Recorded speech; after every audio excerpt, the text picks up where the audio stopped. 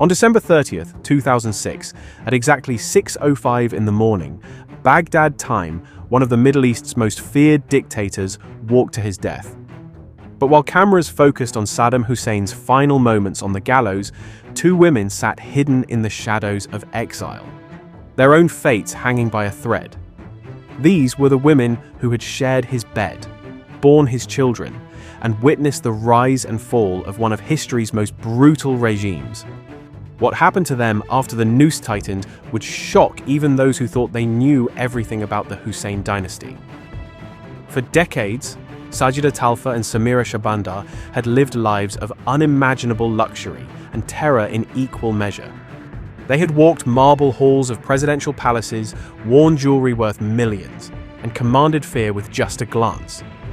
But in the aftermath of their husband's execution, their golden cages would shatter in ways no one could have predicted. Did they find peace in exile? Did justice finally catch them? Or did Saddam's shadow follow them to unmarked graves in foreign soil? Before we can understand the devastating aftermath, we must first understand who these women really were. Sajida Talfa wasn't just Saddam's wife. She was his first cousin, the daughter of his uncle and mentor, Khairallah Talfa. Their marriage in 1963 wasn't a love story. It was a political merger, a binding of bloodlines that would strengthen Saddam's grip on power.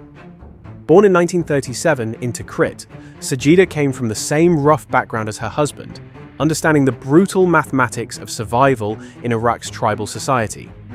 From the beginning, Sajida was no passive figure. Those who knew her described a woman of fierce intelligence and even fiercer temper.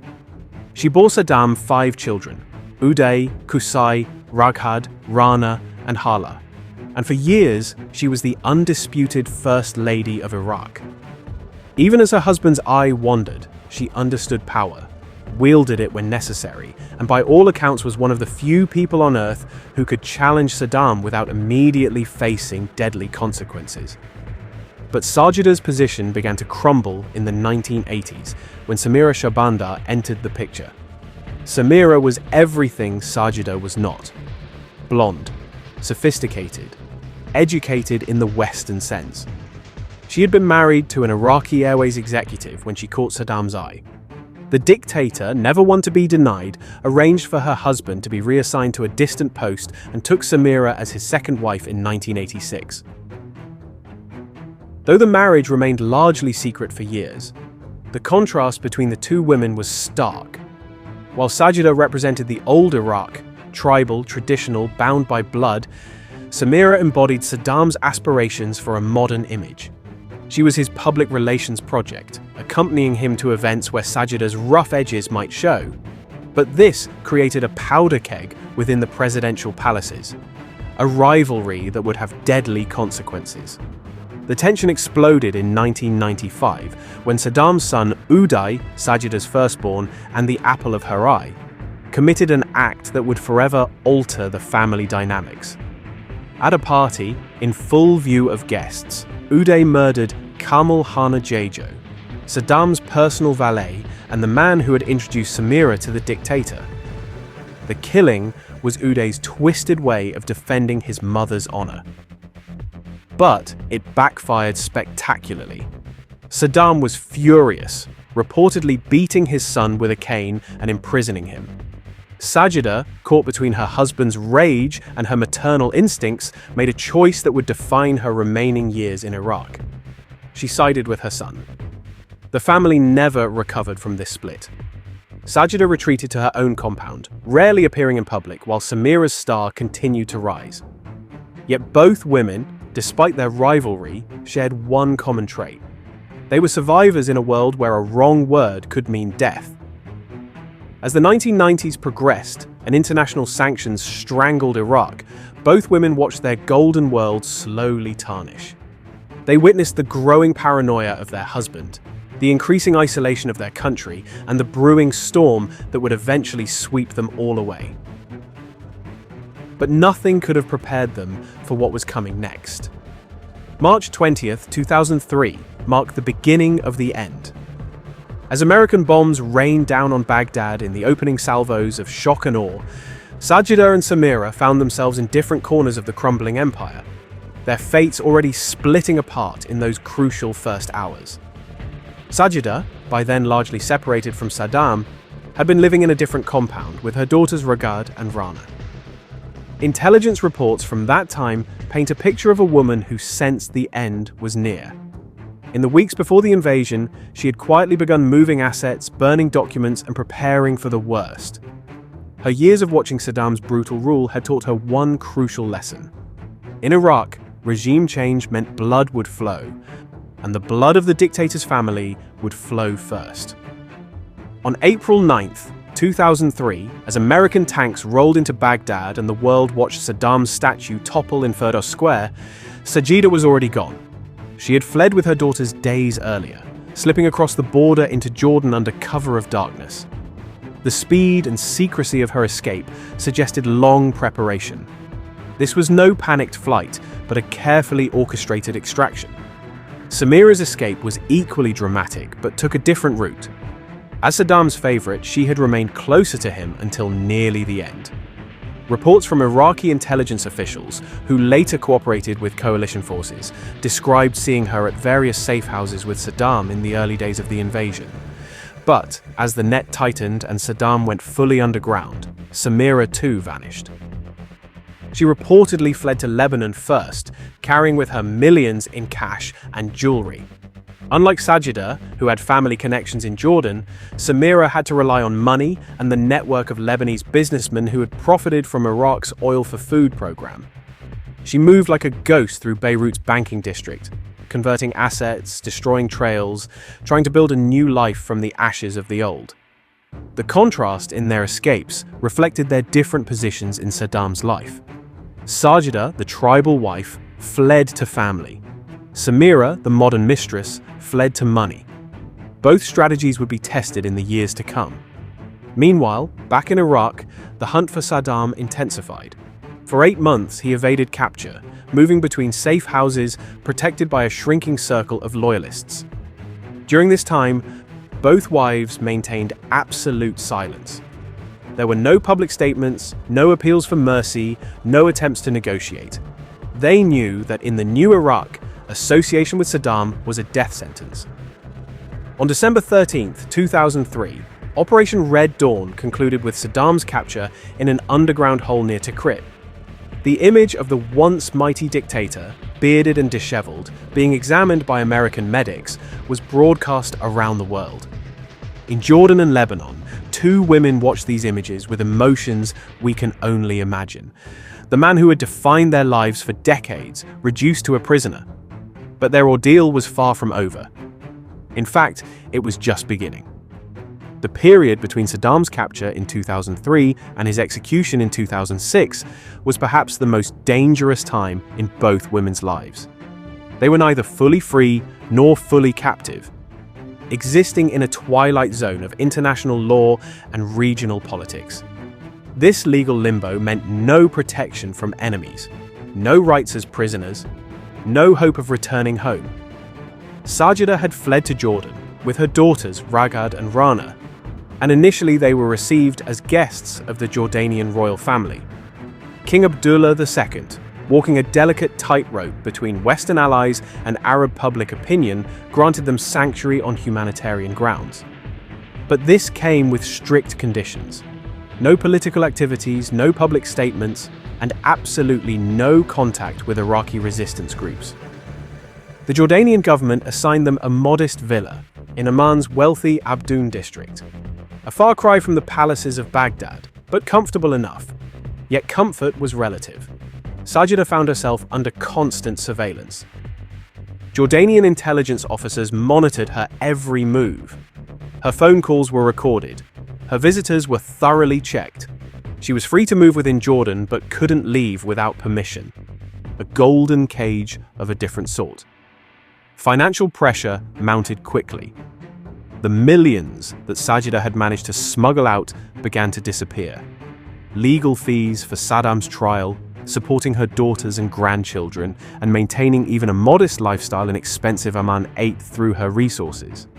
Reports from this period describe her selling jewelry piece by piece. each sale a small surrender of her former life. Her daughters, Ragad and Rana, faced their own struggles.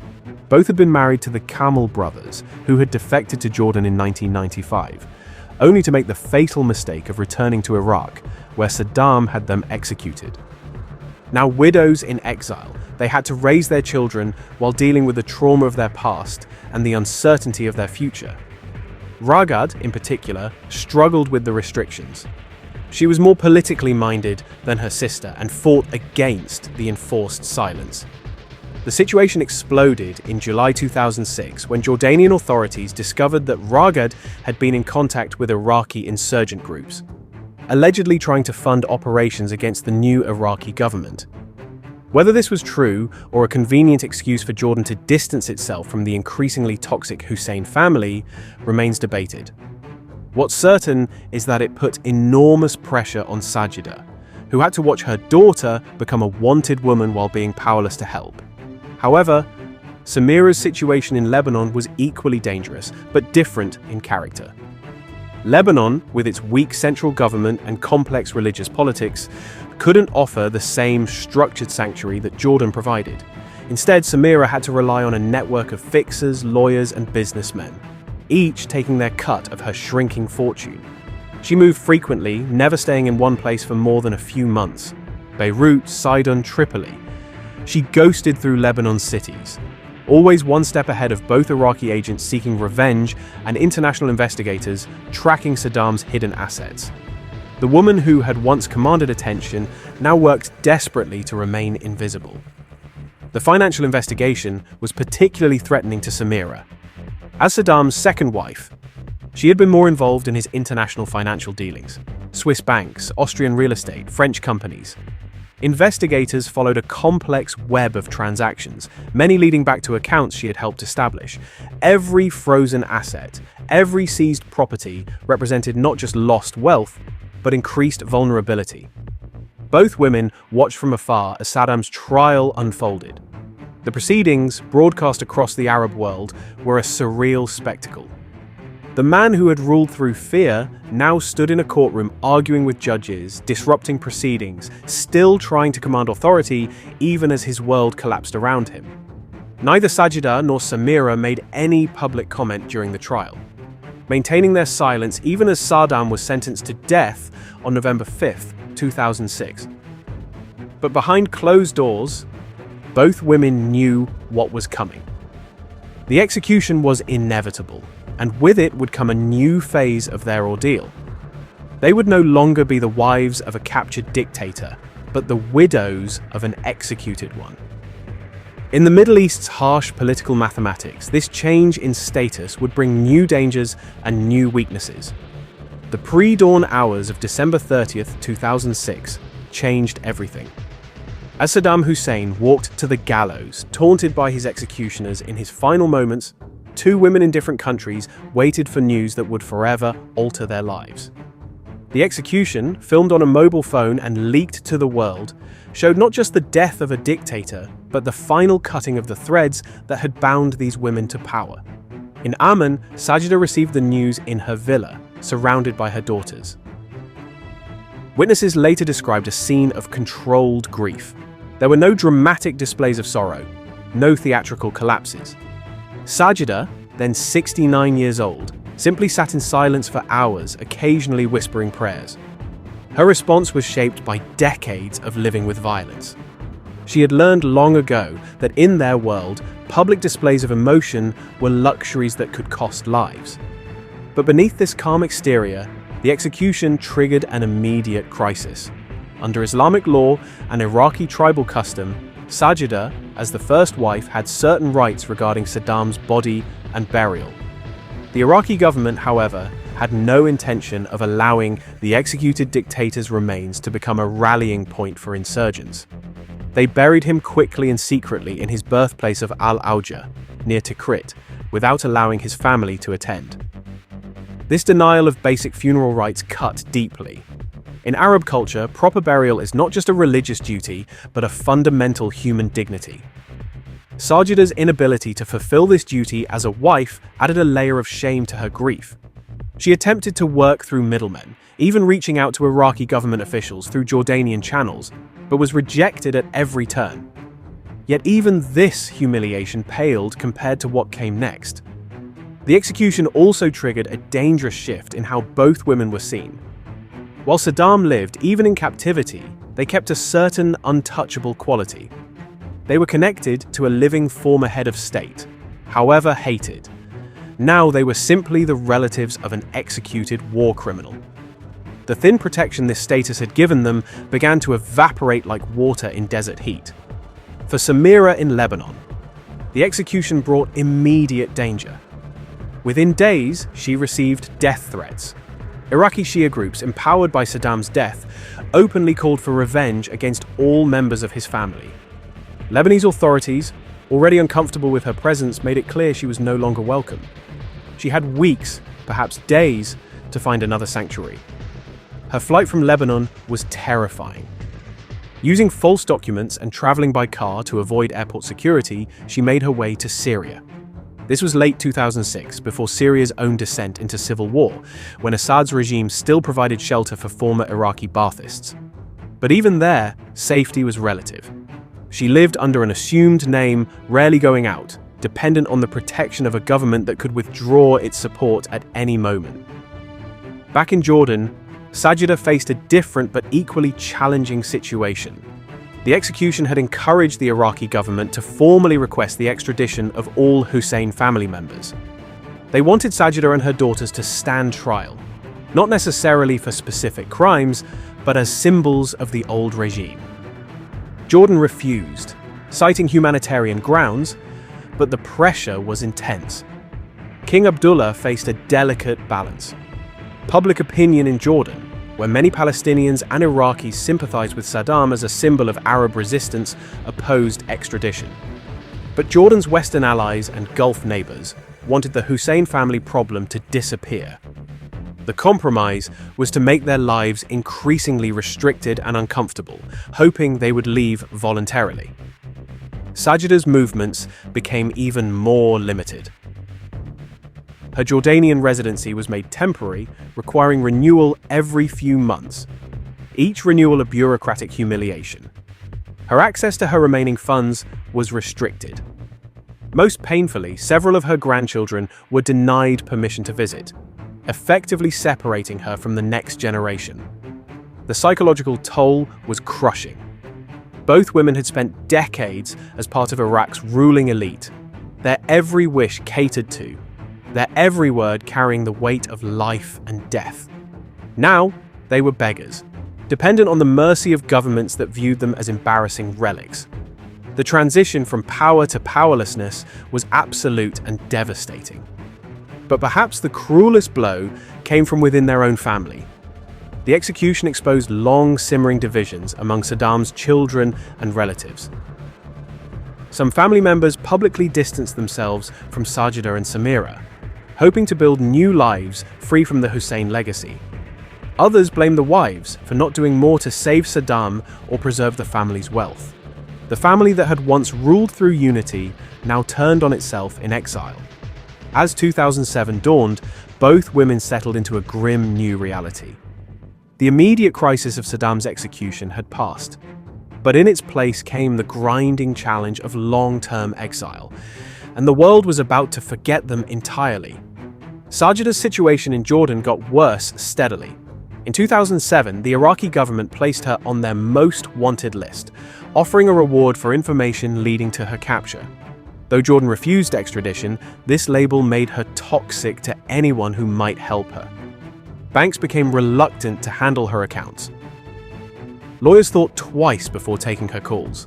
Even shops in Amman's wealthy districts, where she had once spent freely, now viewed her as a liability. The financial pressure was relentless. The modest payment the Jordanian government initially provided was cut, then cut again.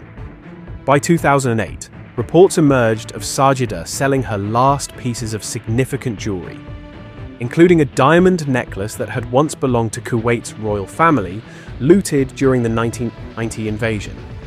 Each sale was negotiated in secret, the buyers knowing her desperation and offering pennies on the dollar. Her health began to fail. The stress of exile combined with age and the loss of access to the elite medical care she had once enjoyed took its toll. She developed diabetes, complicated by depression that she refused to acknowledge or treat. In a culture where mental health issues carry deep shame, Sajida maintained her mask of strength even as she crumbled internally.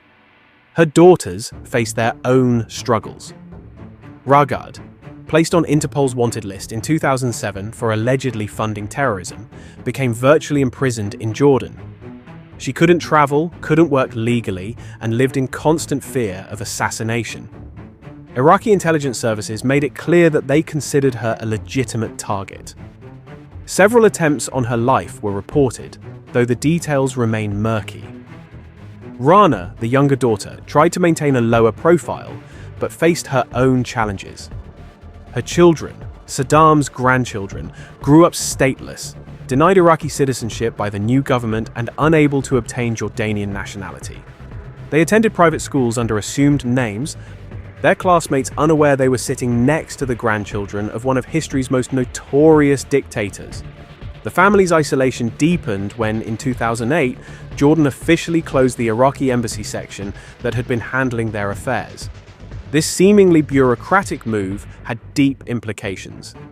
They no longer had any official channel to communicate with Iraq, to handle property claims, or to resolve legal issues. They were effectively non-persons, existing in a legal limbo with no rights, no recourse, and no hope. Meanwhile, Samira's path in Syria was different, but equally tragic. Initially, she found a degree of safety in Damascus, protected by Assad's regime, which maintained ties with former Baathists as protection against the new Iraqi government. She lived in a modest apartment in the Medzeh district, an area favored by security officials where surveillance was constant, but so was protection. For a brief period, roughly 2007 to 2010, Samira achieved something approaching stability. She had managed to salvage enough money to live comfortably, if not luxuriously. She avoided politics, maintained no contact with Iraqi opposition groups, and gradually faded from public consciousness. Some reports from this period describe her taking up painting, returning to an interest from her youth, creating abstract works that she never showed to anyone. But this fragile piece was shattered by the Arab Spring. As protests erupted in Syria in 2011 and the country descended into civil war, Samira's protected status evaporated. The Assad regime, fighting for its survival, could no longer guarantee the safety of Iraqi exiles. The Medzeh district, where she lived, became a battleground between government forces and rebels. Samira was forced to flee again, this time with almost nothing. The woman who had once traveled in private jets now joined the streams of refugees heading for the Turkish border. But unlike anonymous refugees who could disappear into camps, Samira's identity made her a target for multiple groups. Iraqi agents seeking revenge, Syrian rebels who saw her as a regime collaborator, and Islamic extremists who viewed her as a symbol of secular dictatorship. She reportedly spent months moving between safe houses in northern Syria, protected by a shrinking network of former Baathists who themselves were being hunted. Money that might have bought her passage to safety went instead to bribes for protection. By 2012, reports placed her in Turkey, though the Turkish government never officially acknowledged her presence. The Syrian civil war also affected Sajida in Jordan. The massive influx of Syrian refugees strained Jordan's resources and patience. The government, dealing with a humanitarian crisis, had even less tolerance for the Hussein family. Pressure mounted for them to leave. But where could they go? No country wanted to accept the widow of Saddam Hussein. By 2013, both women had been in exile for a full decade. The initial shock had worn off, replaced by grinding desperation. They had sold everything of value, exhausted most of their connections, and watched as the world moved on from the Iraq War. They were relics of a bygone era, forgotten by all except those who still sought revenge. Yet even as the older generation faded, a parallel tragedy was unfolding: the destruction of the next generation. While Sajida and Samira faced their own struggles, Saddam's grandchildren, innocent of their grandfather's crimes, inherited the full weight of his legacy. In Jordan, Sajida watched helplessly as her grandchildren grew up marked by their bloodline. One grandson, Ali, Uday's son, excelled academically under an assumed name. But when he applied to university in 2010, his true identity was discovered. Not only was his application rejected, but he was expelled from high school. The grandfather's sins had become the grandson's curse. The younger grandchildren born in exile existed in stateless limbo. Jordanian in culture but denied nationality. Iraqi by blood but banned from the country. Some attempted to escape the Hussein legacy by changing names and moving countries. But in the age of facial recognition and global databases, true anonymity proved impossible. The psychological toll was severe. Many required therapy for depression and anxiety, though their status complicated access to care. They lived in constant fear. Every knock on the door, every official letter could be a threat. Sajida could offer them nothing but stories of a grander past, which only emphasized their fall. The situation exploded in 2014 with ISIS's rise. The extremist group made overtures to the Hussein family, hoping to use Saddam's legacy among former Baathists. This put the family in an impossible position. Any association would mean expulsion from Jordan, but refusal could invite the group's vengeance. The mere possibility of such connections intensified surveillance and restrictions on a family already living under constant watch. By 2015, the damage was evident. Several grandchildren had developed substance abuse problems. Education and employment became impossible as universities and companies faced social media campaigns if they accepted anyone connected to Saddam. For the girls, even marriage was complicated.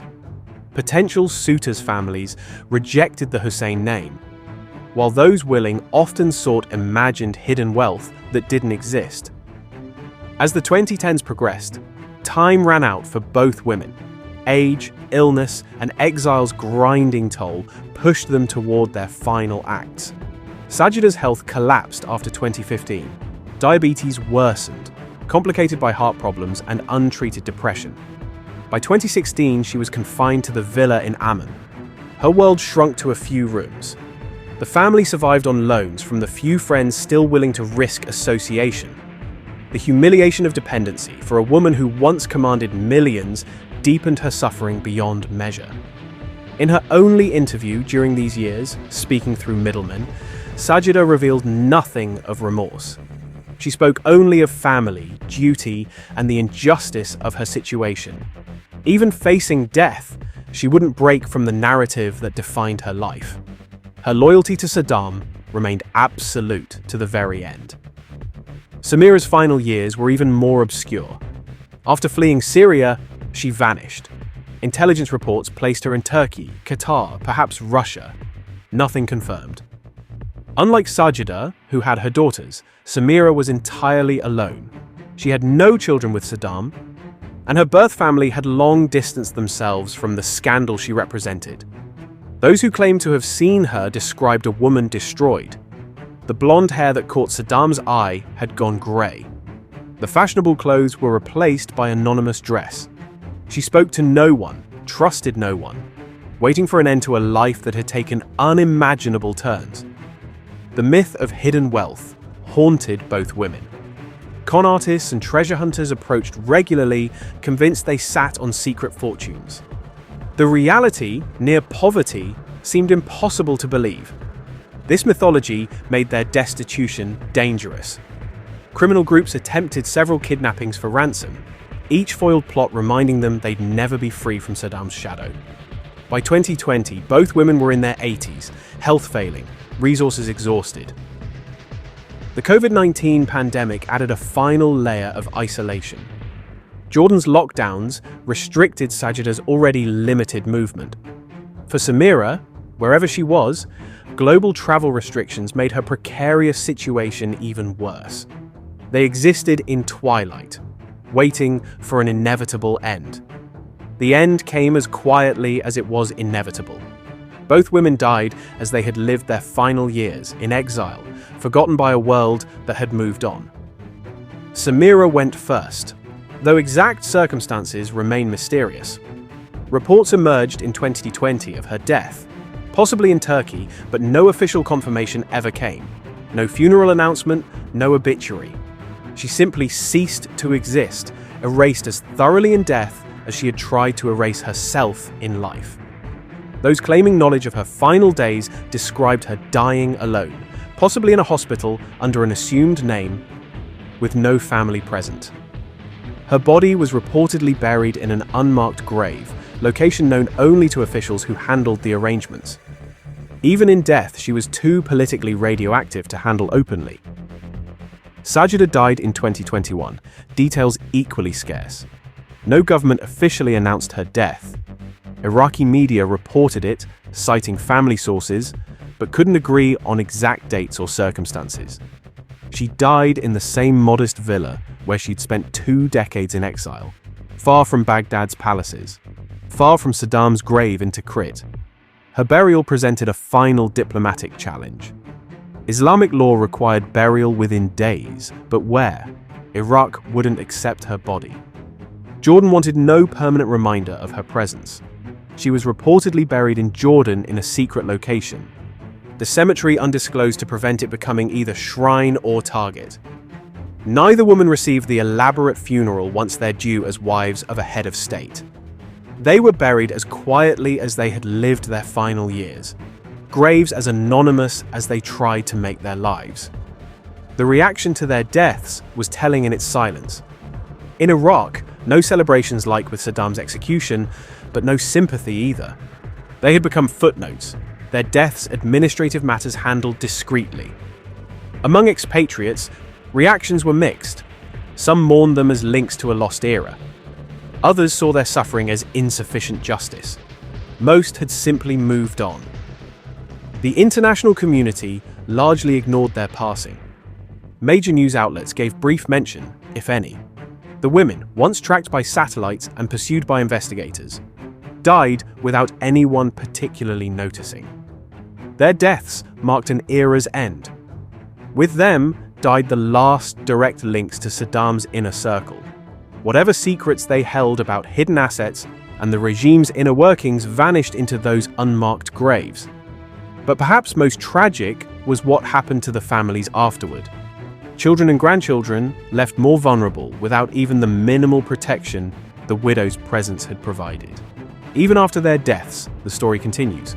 The Hussein family's third generation still pays for the sins of the first, the curse proving genuinely generational. Ragad and Rana, Sajida's daughters, remain in Jordan, their situation increasingly precarious. Both in their 50s now, they've spent their entire adult lives in exile. They've watched their children grow stateless, opportunities vanish, living under constant surveillance. Ragad's attempts to rehabilitate the family name through interviews portraying her father as misunderstood have only increased their isolation. Her inclusion on wanted lists means she can never leave Jordan, a permanent prisoner without walls. The grandchildren's attempts at normal lives have met mixed success. Some immigrated to places where the Hussein name carries less weight, Yemen, Sudan, but live in constant fear of discovery. Others remain trapped in Jordan, unable to work legally, unable to travel, existing in legal limbo. Their children, Saddam's great-grandchildren, are born into the same stateless existence, the curse extending to a fourth generation with no memory of Iraq but unable to escape its shadow. They are punished for crimes committed before they were born, by a man they never knew. Financial desperation continues. Whatever hidden wealth Saddam accumulated has been seized, lost, or remains effectively inaccessible. The family survives on charity from remaining sympathizers and informal work under the table. International human rights organizations occasionally raise concerns about stateless children punished for crimes they didn't commit. But Iraqi and Jordanian authorities dismiss these concerns, arguing the family isn't actively persecuted, merely denied privileges. It's a semantic argument that changes nothing for children born into permanent exile. Psychological studies reveal deep trauma across generations. PTSD in adults who remember Iraq. Inherited trauma in children who've never known stability or safety. The curse isn't just political or legal, it's biological now, embedded in their DNA. The Iraqi government shows no signs of softening.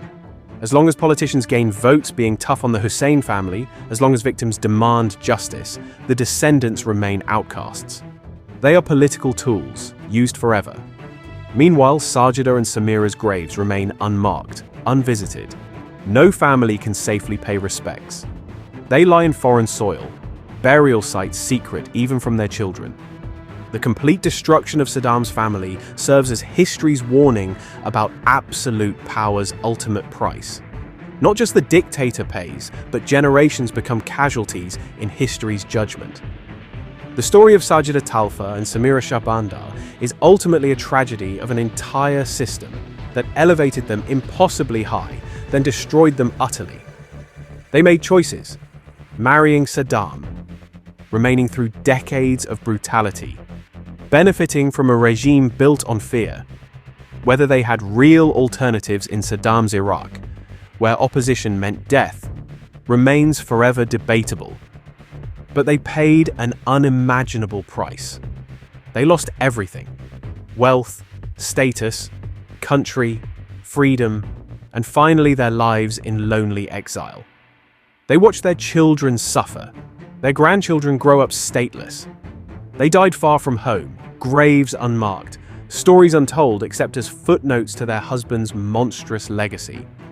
Their case raises uncomfortable questions about collective punishment and inherited guilt. While Sajida and Samira's involvement in Saddam's regime may warrant little sympathy, what about grandchildren born in exile who never knew Iraq, never benefited from Saddam's rule but carry his curse? Where does accountability end and collective punishment begin? The story serves as a stark warning about power's temporary nature. Palaces where they lived are destroyed or repurposed, wealth seized or lost. Fear they commanded transformed into fear they lived with daily.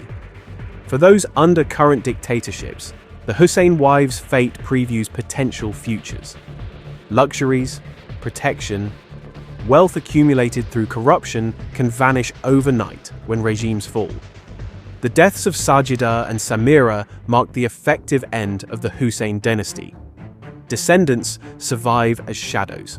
Their name a burden, not a blessing. The family that ruled Iraq with an iron fist has scattered across continents, their story a testament to tyranny's ultimate futility. Both women died as they lived their final years, quietly, secretly, forgotten. Complex, tragic stories reduced to footnotes, cautionary tales about proximity to power.